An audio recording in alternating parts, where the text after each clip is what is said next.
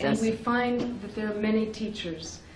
How do we recognize those teachers that you might call fraudulent from the real ones?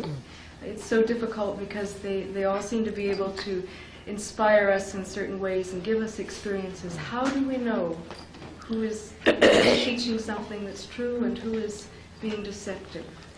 First and foremost thing is, anybody who lives on your earnings is not a guru. A guru will never live on the earnings of his disciples. But here there are people who have built palaces, bought aircrafts and cars and this. I mean, this is something one should understand. It's so open to you to understand. I mean, I cannot understand more obvious thing that this one is, that it's a parasitic living, and you cannot have a parasites as your gurus. They can be parasites, but not your gurus. That's one of the things. And if you can, I mean, you can retain some people, you know. If you want, because you are rich people, you can retain some. That's a different point. But you cannot have them as gurus. Guru has to be a higher personality, you see. Now, you have seen Christ was such a great incarnation. He didn't take any money from anyone. He was a carpenter's son, and he used to do carpentry himself, and he lived like a modest man. He never lived with big cars and big houses. It's not necessary, because such a person is himself is a very big king, you see, like a big emperor. He doesn't need anything. An emperor doesn't need anything, because nothing can give him comfort except that he himself is in complete comfort. So such a person doesn't want anything. So you must see that such a person has no needs of comfort at all. He can sleep on the grounds, he can sleep anywhere. Now, in this life, I should say I come from quite a wealthy family, or married to another wealthy man. You can say that way, according to your own relative ideas. But to me, I can sleep anywhere. I have no problem.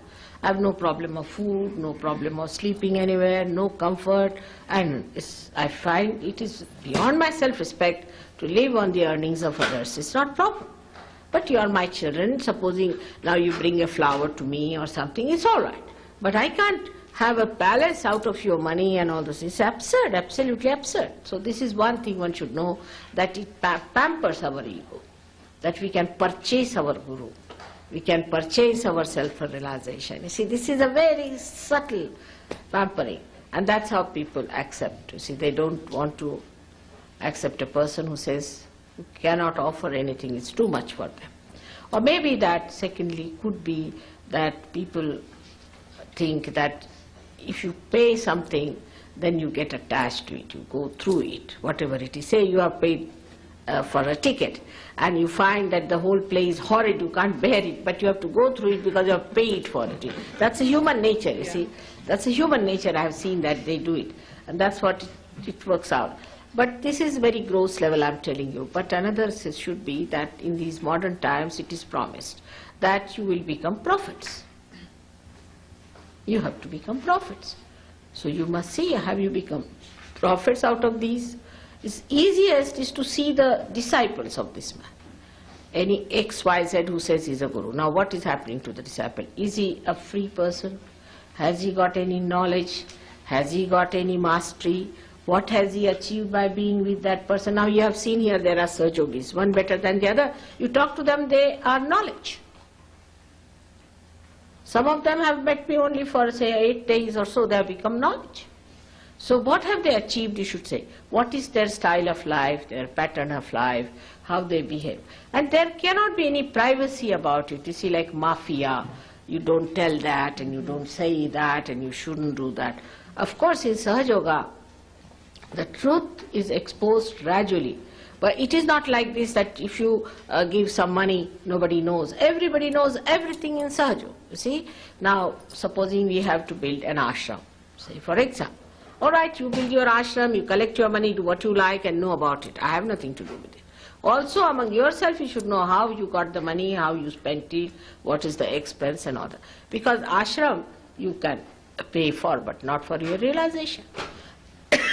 And this is one thing, it's very important, that what you get out of it is important, that you should become a prophet.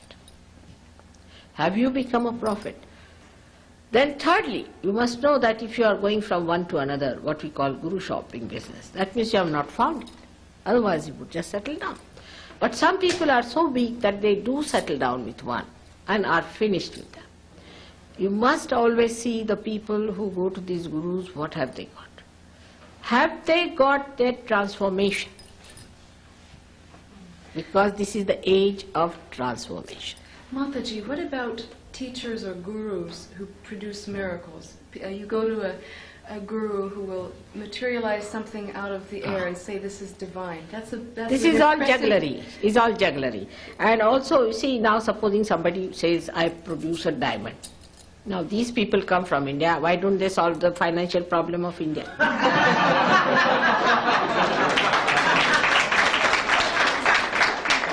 Secondly, you see, at every point they can be challenged. You should say that all right. One gentleman came to me and said that he gave me a diamond. I said, why you? How many diamonds you have? He said, hundreds. Then I said, why did he give you? You should give to your driver who hasn't got a diamond. You see, that is what it is. So it is all jugglery. You should see those who materialize. What have they given you? They have to give you something eternal. If they talk about God, God is not going to give you diamond. Which God has given diamonds to people? Have you heard of anyone giving diamonds? No. So you should ask for something which is the highest, which is the supremost. Now the fourth thing, which is very important, that whatever experiences you get, for example, some people start just like jumping, some start shouting, some start behaving like animals, and they say, oh, that's what is coming out, you're taking out, you see. They feel very bad, they get horrible diseases, they get into troubles, and they get into pains, and all sorts of things, and contortions. They say, now your subconscious is coming out. Nothing has to be brought out. That's one thing you must know. The subconscious, as I told you, is on the left-hand side, and the supraconscious on the right-hand side.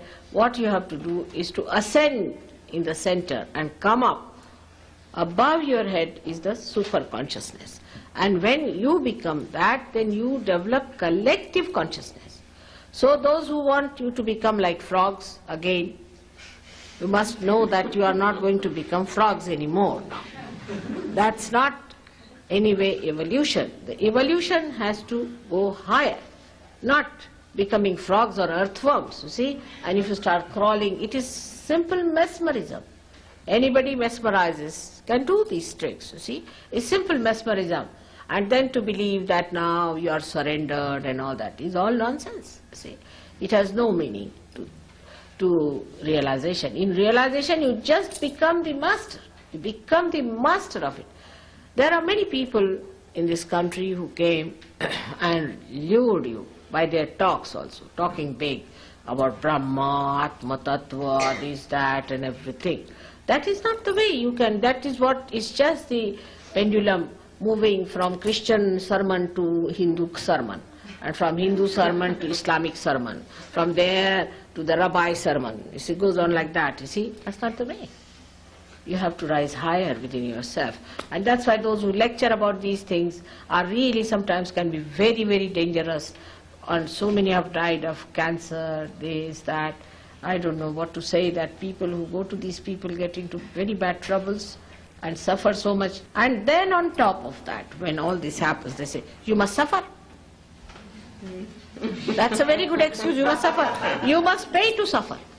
You pay money to suffer. And then people go on suffering. Now one thing I have to tell you, that Christ has suffered for us. We don't have to suffer anymore. Those who deny his sufferings will have to go for suffering. All right, have it. But he suffered for us. There is no need for us to suffer anymore. When he is awakened within us, he takes away all that is our ego, means our karmas, our superego, that is our conditioning, completely removed, and you become one with the divine. There is no need for anybody to suffer. And this idea of suffering is all nonsensical. You should not suffer at all. Good. I'm glad it's over.